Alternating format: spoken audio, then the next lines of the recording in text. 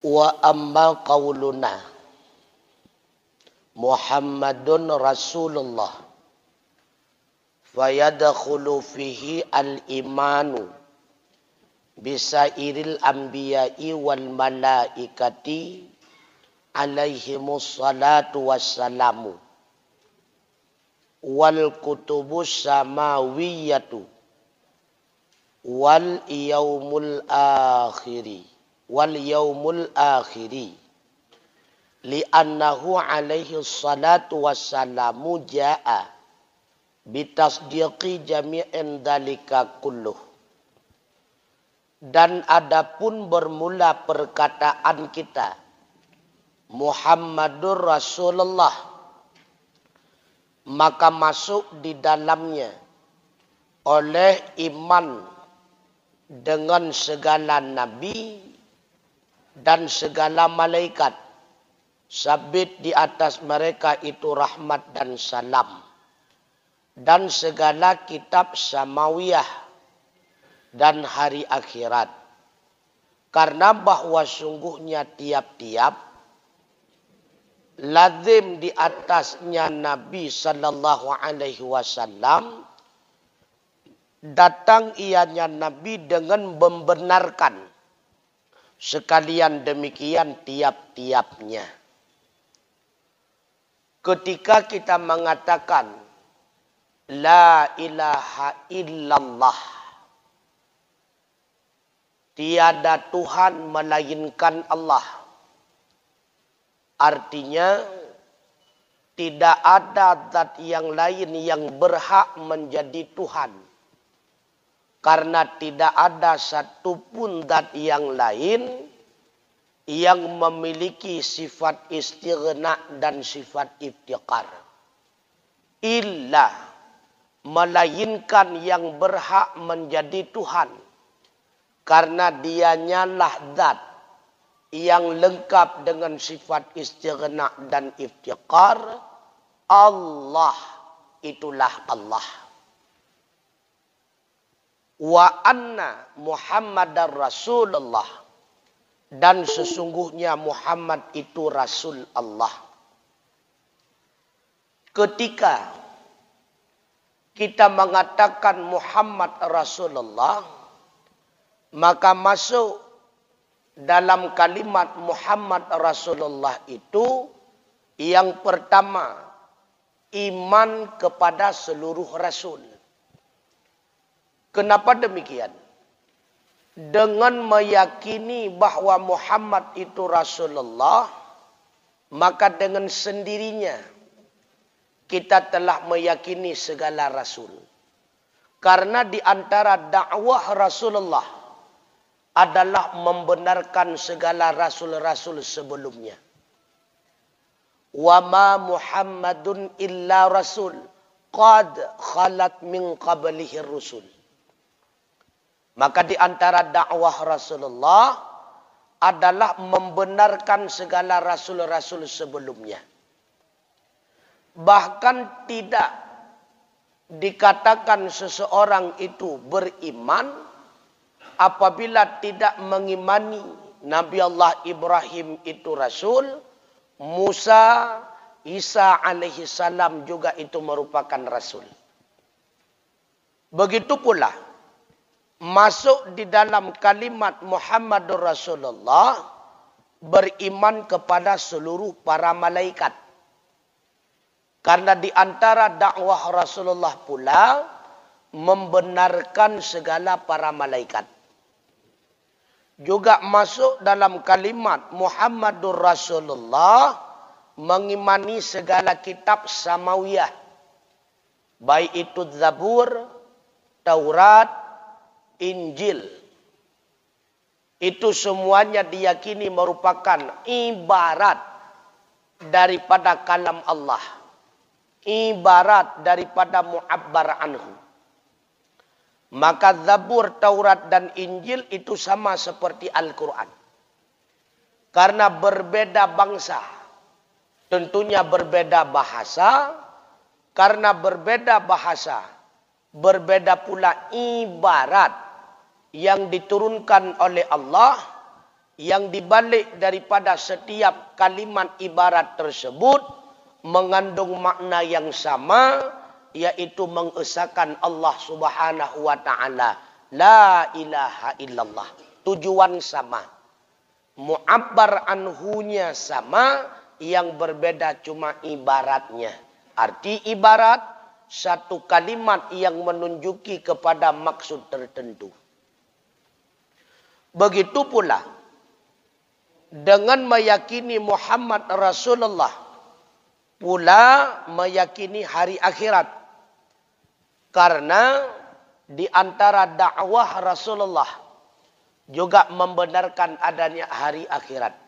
Termasuk azab kubur, nikmat kubur, hasyar, yaitu dihalau seluruh manusia kepada satu tempat yang dinamakan dengan mahsyar, adanya siratal mustaqim, kemudian adanya mizan, adanya pertanyaan mungkar wa nangkir, adanya surga dan neraka. La syakka anna tasdiqa sayyidina wa maulana Muhammad sallallahu alaihi wasallam fi annahu Rasulullah bima dallat alaihi mu'jizatuhu allati la tuhsa yastalzimu tasdiqu bi kulli ma jaa bihi wa min jumlatin ma jaa bihi ma dzakarahu syaikhu wa kadza ghairuhu mimma la yanhasiru.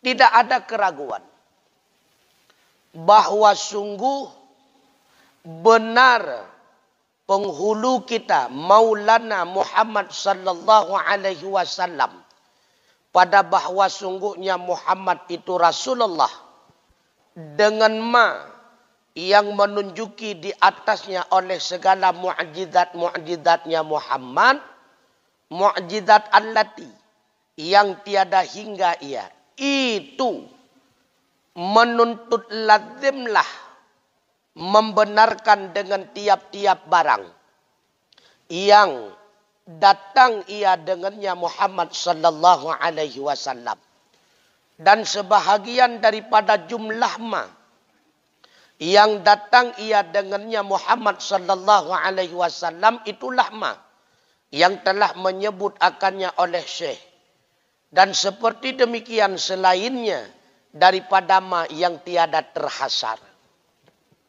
Di antara bukti-bukti bahwa Muhammad itu Rasulnya Allah, karena pada beliau terdapat mu'jizat-mu'jizat. Inilah pembeda antara aulia, ahli sihir, dan rasul. Kepada para rasul, ketika terdapat sesuatu yang menyalahi adat, dinamakan dengan mu'jizat. Apabila terdapat pada orang-orang yang salih pada makam aulia Allah, dinamakan karamah. Apabila didapati pada orang-orang yang ahli maksiat, dinamakan sihir. Maka mu'jizat Rasulullah itu sangat banyak. Di antaranya, ihya'i hadhil abadani bi'ayaniha, seperti membangkitkan badan dengan segala in-innya daripada kubur. Yaitu Rasulullah pernah menghidupkan orang mati, sama seperti Nabi Allah Isa alaihi salam. Cuma jarang diceritakan, jarang disebutkan. Termasuk mu'jizat Rasulullah, haudhi, terdapat satu kolam. Maka sewayang temengjib ia kolam tersebut, masuklah dia itu dalam syurga. Termasuk bahagian daripada syafaat. Begitu pula mu'jizat Rasulullah adalah mendapatkan syafaat yang terbesar. Arti syafaat bantuan. Mendapatkan kesempatan. Memberikan bantuan kepada seluruh manusia. Di yaumil akhirah kelak. Kan kepada getanyo mentang umat Muhammad. Kepada seluruhnya. Karena apabila tidak ditolong oleh Rasulullah semua manusia, maka belumlah Allah melakukan hisab. Andai katakan gara-gara Nabi sujud di samping arasnya Allah memohon kepada Allah agar dipercepat hisab, maka ketika itu belum adanya hisab. Semua manusia berkumpul di padang mahsyar. Memohon bantuan kepada Nabi Allah Adam. Adam takut menghadap Allah. Menghadap Nabi Allah Musa juga demikian. Isa juga sama. Nabi Allah Ibrahim juga demikian. Nabi Nuh juga sama. Angkat tangan tidak berani menghadap Allah. Kemudian datanglah seluruh manusia. Memohon bantuan kepada Nabi Allah Muhammad. Lalu bangkitlah Rasulullah ketika itu bersujud di depan aras memohon kepada Allah agar dipercepat hisab. Itu syafaat kubra, syafaat terbesar. Karena syafaat yang diberikan oleh Rasulullah kepada seluruh manusia. Begitu pula syafaat Rasulullah diantaranya diriwayatkan ketika ahli syurga sudah berada di depan pintu syurga. Akan tetapi pintu syurga tidak mau terbuka. Haitem pehadra wali syurga. Sehingga mengadulah semua ahli syurga kepada Rasulullah. Maka datanglah Rasulullah berdiri di depan pintu syurga. Barulah pintu syurga itu terbuka. Termasuk syafaatnya Rasulullah. Membantu umatnya ini khusus. Dengan meletakkan surbannya. Karena timbangan amalan umatnya tidak mencukupi untuk masuk di dalam syurga. Nyo di antara syafaat Nabi itu. Dan ledatat. Bahkan termasuk di antara syafaat Rasulullah mengambil umatnya di dalam neraka. Yang sedang di dalam keadaan teratap. Nyoban bandum na riwayat itu, na hadis. Makanya syafaat itu bahagian daripada mukjizatnya Rasulullah. Rasulullah juga membenarkan sirat. Arti sirat titian. Yang jiuh perjalanan siribayatun dalam keadaan menanjak, 1000 tahun dalam keadaan landai, 1000 tahun dalam keadaan turun. Dan pada siratal mustaqim, sebagaimana terdapat di dalam beberapa riwayat, pun ada pos-pos tertentu. Maka di atas siratal mustaqim itu pun akan kembali dipertanyakan berbagai macam pertanyaan. Menyelewat dari pos tersebut, maka lewatlah sirat. Lewat sirat, maka masuklah surga. Begitu pula Rasulullah membenarkan mizan. Mizan neraca. Timbangan ibarat timbangan emas. Pada salah satu piring neraca tersebut diletakkan segala catatan-catatan amal keburukan. Pada piring satunya lagi diletakkan berbagai catatan-catatan amal kebajikan. Itu mizan. Nah, ini semuanya berbicara dengan hal-hal yang gaib. Wa nahwi dzalika mimma huwa mustirun fi kutubi ahli sunnah. Dan bermula seumpama demikian. Itulah daripada ma yang bermula dia nyama. Itu tertera ia di dalam segala kitab-kitab ahli sunnah wal jamaah. Maka kaitan dengan masalah mu'jizat Rasulullah, dakwah Rasulullah, itu bisa dilihat di dalam kitab-kitab yang panjang lebar pembahasannya, khususnya kitab Ahli Sunnah wal Jamaah. Nah, mungkin dalam kitab lain hana diringkas ataupun tidak disebutkan. Dan mengenal Rasulullah itu wajib. Di antara kewajiban kita orang tua, yang pertama mengajarkan anak kita yang masih kecil, memperkenalkan kepada diri si anak kadar menurut anak-anak kaitan dengan masalah Allah. Di antaranya, Allah itu Tuhan yang wajib disembah.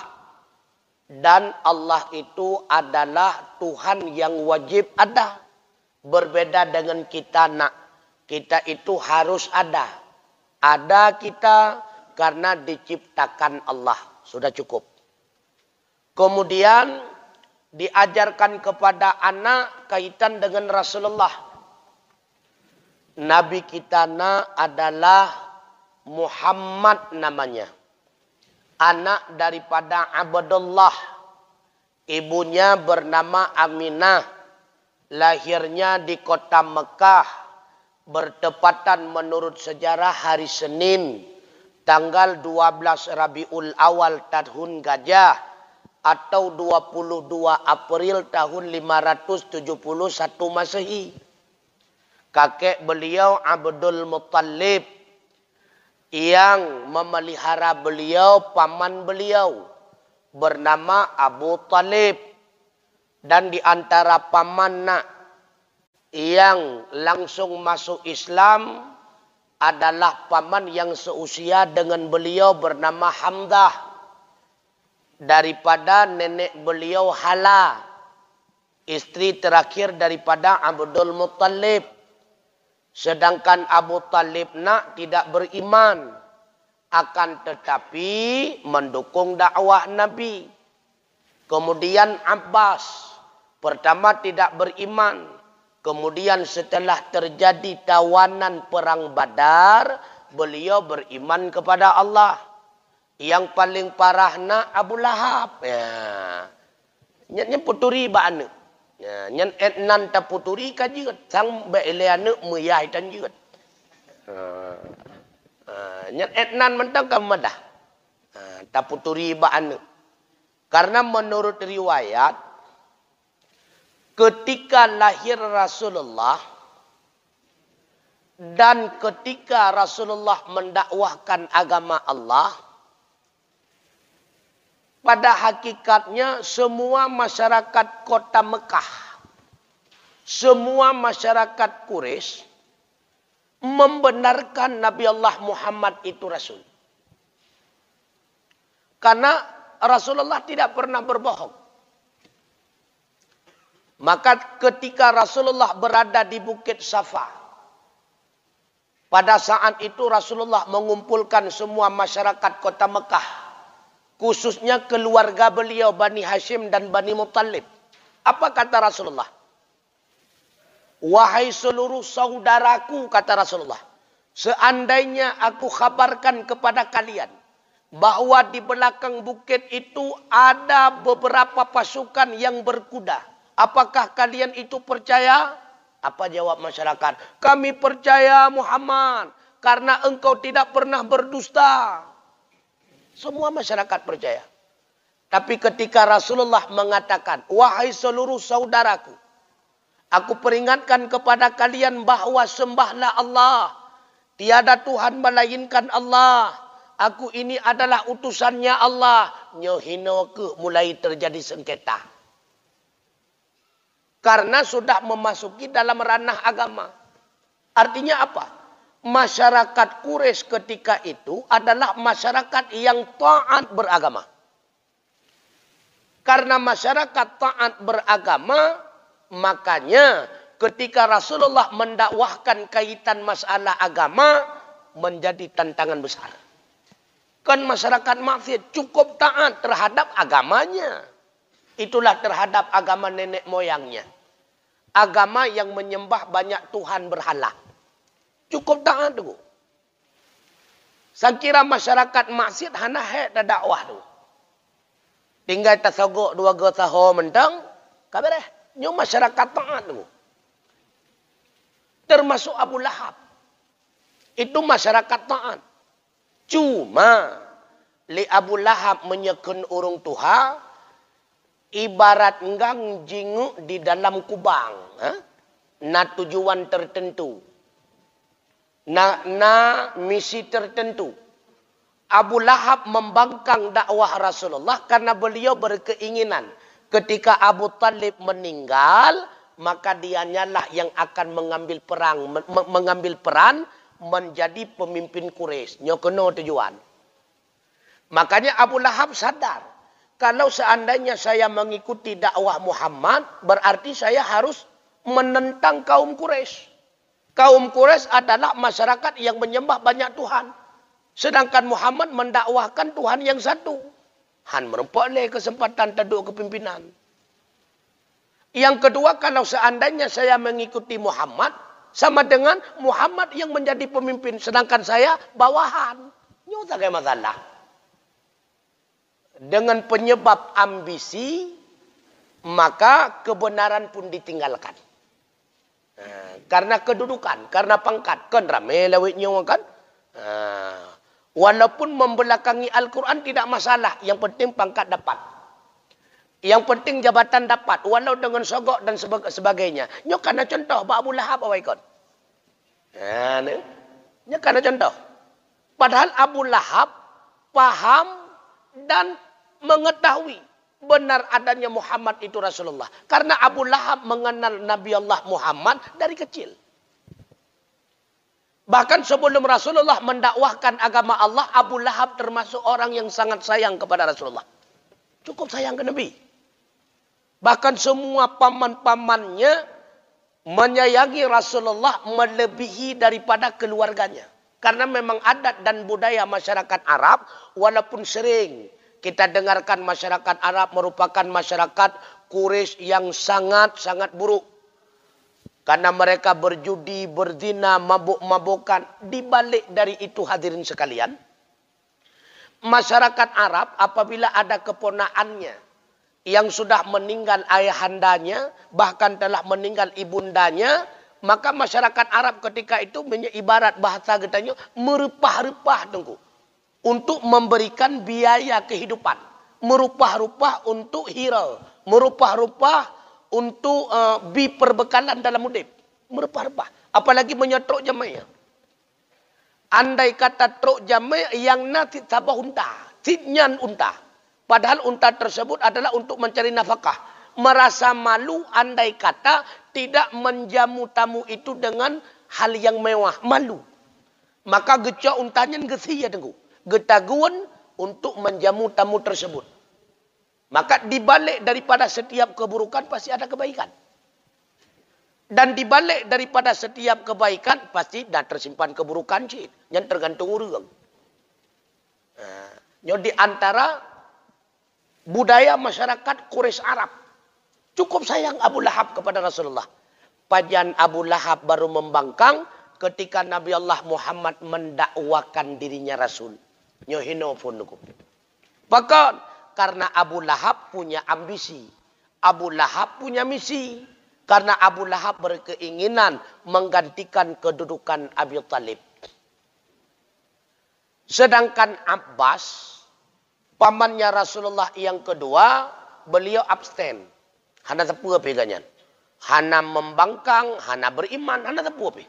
Ganyan teiyam takai. Hana tepu apa. Cuma Le Abbas tersebut kemudian ketika telah menjadi tawanan perang Badar yang merupakan perang pertama dalam Islam dan perang tersebut merupakan perang yang mencapai kemenangan kaum Islam dan perang tersebut merupakan awal nampaknya berkembang agama Allah di kota Madinah. Mulailah Abbas itu masuk Islam. Sedangkan Hamdah, Hamdah paman Rasulullah yang seusia dengan Nabi dan Hamdah. Karena ketika Abdullah bersanding dengan Aminah di kota di kota Madinah. Bakwatan nombor 2 sanding Abdullah dengan Aminah. Nekalan bakwatannya li Abdul Muttalib. Cantik tetat. Lagak tetat. Cukup serasi kedua-dua. Wata takalan ata Aminah sang hana ganteng Abdullah. Wata ta'u wata Abdullah sang hana cantik Aminah. Bit-bit ibarat pinang terbelah dua. Nyo sering teku di dalam dakwah. Memangnya menan teku. Kalau lagi lintungan darah baru kita nyo lewat nyo. Darah baru lintu ke penyang ya. Nah yang kadang-kadang darah baru Apakah darah baru panjang, lintu kain. Adapun tumbun tirau, but tirau lagi tipliu menan. Hana serasi tak kai. Tapi Abdullah dengan Aminah cukup serasi tu. Cukup serasi. Sehingga Abdul Muttalib sendiri, ayahanda daripada Abdullah kakek Rasulullah, hawa gelam ke berumah tangga. Bahawa tegekalan Abdullah dengan Aminah duduk sanding, ganyan-ganyan hawa gelam ke berkahwin. Maka hangga tentalu. Uronyan laju ke menikah sabotu dengan sepupu daripada Aminah bernama Hala. Maka dari perkawinan itulah Aminah dari perkawinannya dengan Abdullah ayahanda Rasulullah melahirkan Muhammad Nabi Allah sallallahu alaihi wasallam. Dari Hala lahirlah Hamzah. Itulah paman Rasulullah yang seusia dengan Nabi dari pertama mendukung dakwah Rasulullah. Itulah Sayyidina Hamzah. Dan sekalipun Abu Lahab menentang dakwah Rasulullah, tapi tidak semua anak Abu Lahab itu menentang dakwah Rasulullah. Tidak. Maka kadang-kadang buah jatuh tidak jauh daripada pohonnya. Nyo bahasa peribahasa tersebut kadang-kadang hanya dipakai. Nah yang buah jatuh jauh daripada pohonnya. Ipu pol yang ingin sebab-sebut mungkin. Contohnya anak Abu Lahab. Tidak semua anak Abu Lahab membangkang dengan dakwah Rasulullah. Yang pertama Utbah. Anak Abu Lahab. Utbah bin Abu Lahab. Itu kemudian beriman kepada Rasulullah. Setelah perang Badar menjadi tawanan. Beliau beriman kepada Rasulullah. Pertama tidak. Padahal Utbah itu adalah istri pertama daripada anaknya Rasulullah Ruqayyah. Adik beliau Utaibah. Dinikahkan oleh Rasulullah dengan adik Ruqayyah yaitu Ummi Kasum. Karena Rasulullah mendakwahkan dirinya Rasul, Abu Lahab kan cuma bengeh ke Nabi. Kekehana bengeh. Nya sering lah ngempung. Karena bengeh ke Yah, karena Yah kecil, kekehana pak kecil bengeh. Padahal purutan. Yang kenyakai Abu Lahab. Karena benci kepada ayahnya, rupanya ikut benci kepada anaknya. Makanya Ruqayyah dan Ummi Kasum diperintahkan oleh Abu Lahab, diceraikan oleh Utbah dan Utaibah. Makanya kemudian setelah diceraikan, lalu pada masa Utsman bin Affan telah masuk di dalam agama Allah, yaitu agama Islam mengikuti dakwah Rasulullah, Ruqayyah kali pertama dinikahkan dengan Utsman bin Affan. Lahirlah seorang anak diberi nama Abdullah. Usia 6 tahun kemudian Abdullah meninggal. Ibunda tercinta Ruqayyah pun ikut meninggal ketika hijrah ke Madinah. Lalu menyekun getanya petung balai. Dinikahkan Utsman bin Affan dengan adik Ruqayyah, itulah Ummi Kasum. Makanya Utsman bin Affan sempat menikahi 2 orang anak Rasulullah. Sehingga dalam setiap literatur sejarah Islam, terkenal Utsman bin Affan itu dilakap dengan nama Dzun-Nurain. Orang yang memiliki 2 cahaya. Karena sempat menikahi 2 anak Rasulullah. Yang pertama Ruqayyah, yang kedua Ummi Kasum. Sedangkan anak pertama Rasulullah Zainab dinikahi oleh Rasulullah dengan seorang saudagar kota Mekah. Seorang saudagar kota Mekah. Lahirlah seorang anak bernama Urwah. Jadi Zainab dinikahi oleh seorang saudagar kota Mekah, lahir seorang anak Urwah, anak perempuan. Jadi dalam hadis yang menceritakan bahawa Rasulullah ketika sujud Rasulullah meletakkan cucunya pada tempat sujud, begitu pula ketika ruku. Dan ketika berdiri membacakan Fatihah dan ayat, Rasulullah menggendong cucunya. Itulah Urwah, anak daripada Zainab, cucu Rasulullah daripada anak pertama yang dinikahkan dengan Abu Al-As bin Rabi', saudagar kota Mekah. Abu Al-As bin Rabi'. Tapi beliau itu tidak beriman kepada Rasulullah pada ketika itu. Kemudiannya barulah beliau itu beriman kepada Rasulullah. Maka hadis yang diceritakan bahwa Rasulullah menggendong seorang cucu, itu bukan cucu laki-laki, melainkan cucu perempuan. Itulah Urwah. Tapi tidak lama kemudian Urwah pun meninggal dunia. Dan anak Rasulullah yang terakhir Fatimah, dinikahkan oleh Rasulullah dengan sepupu beliau, yaitu Ali bin Abi Thalib.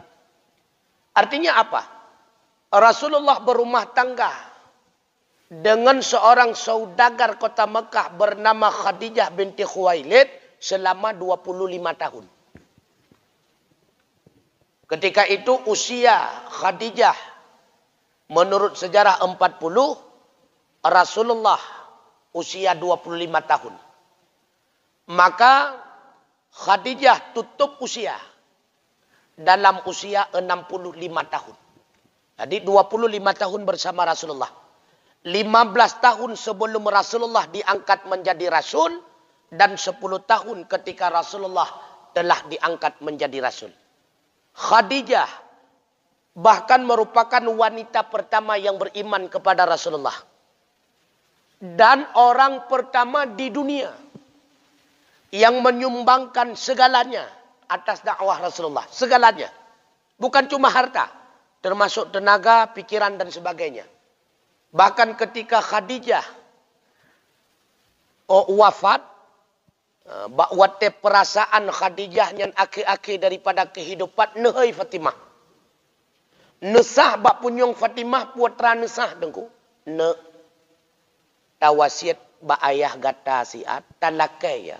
Suruban ayah gata untuk menjadi kain kafan ulun tuan. Artinya apa? Ketika Khadijah meninggalkan alam dunia, jangankan harta yang lainnya, kain kafan pun tidak ada.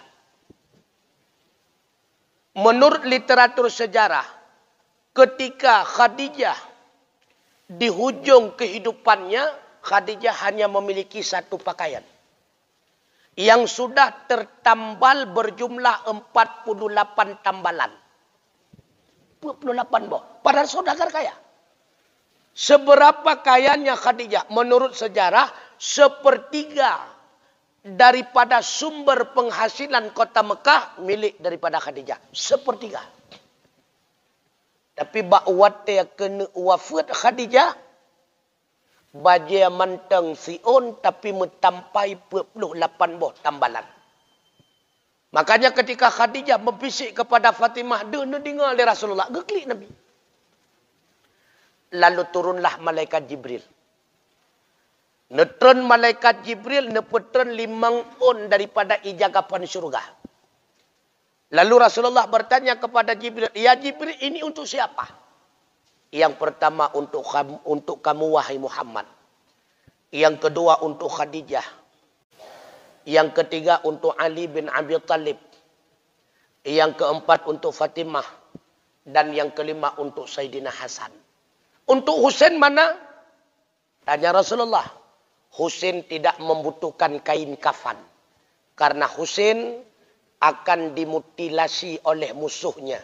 Maka Husain meninggalkan alam dunia tidak membutuhkan kain kafan. Rasulullah awaikan kagedepu katanya. Makanya di hujung daripada peristiwa benar adanya Sayyidina Husain dibunuh, dimutilasi di Karbala. Lalu Khadijah pula merupakan orang yang pertama yang ikut membantu dakwah Rasulullah. Dengan berkat bantuan dakwah Khadijah bersama Abu Bakar As-Siddiq, bertambahlah pengikutnya. Yang pertama cuma 4 orang. Khadijah, Abu Bakar, Sayyidina Ali, sepupu Khadijah Zaid bin Harisah. Karena bantuan daripada Khadijah, maka masuklah 9 orang yang lainnya. Utsman bin Affan, Zubair bin Awam, Sa'ad bin Abi Waqqas, Abdurrahman bin Auf, Talhah bin Ubaidillah, Abu Ubaidillah bin Jarrah, Arkam bin Abil Warqam, Sa'id bin Zaid al-Adawi, Fatimah binti Khattab, adik Sayyidina Umar bin Khattab. As-sabiqul awalun, orang yang pertama masuk Islam. Jadi dakwah Rasulullah Tengku cukup sulit. Yang pertama Syriah rahasia. Yang kedua baru dalam keadaan masa jahriyah, dalam keadaan zahiriyah. Maka ketika ada yang mengatakan, anak popo puasa kurun tapi yuk malam ya. Lehnya hal temung semua buat leh kamu dia. Maka ketika ada yang mengatakan bahwa merayakan maulid itu bid'ah, mengkeran-keran igawat tengku. Pakan mengkeran-keran igawat. Pada hakikatnya merayakan maulid itu adalah bahagian daripada apresiasi kita umatnya atas membuktikan rasa cinta kita kepada Rasulullah. Karena dakwah Rasulullah hanya mudah tu. Menyekan dengan sebab dakwah Rasulullah yang begitu bersusah payah. Sampai pada tingkat meninggalkan harta, keluarga, hijrah ke Madinah. Hantru Islam kena waceh.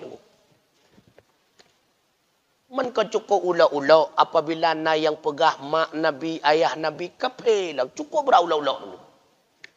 Ilong asa katruk bertingkatnya kapitiam lun. Makanya nyoknya lembut bajut. Menyekan dengan sebab dakwah Nabi, nyok sampai orangnya katanya mentang kape dengu. Benar yakin dengu. Ini secara zahiriah. Karena segala sesuatu yang diwujudkan oleh Allah Subhanahu wa taala melalui proses. Semuanya melalui proses. Andai kata bukan dengan sebab dakwah Nabi secara zahiriah, iman dan Islam tidak akan sampai ke bumi Mekah, ke bumi Aceh Serami Mekah. Pasti. Itu secara zahiriah. Makanya perayaan Maulid tengku. Benar itu bid'ah secara zahir benar, hakikat bukan. Itu sunnah. Artinya apa?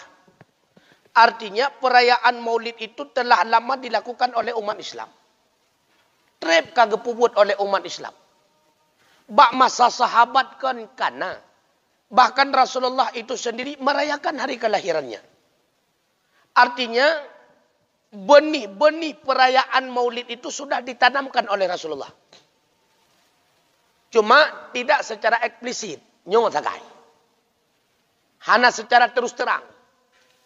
Di antaranya ada hadis yang diriwayatkan oleh Ibnu Qatadah Al-Ansari.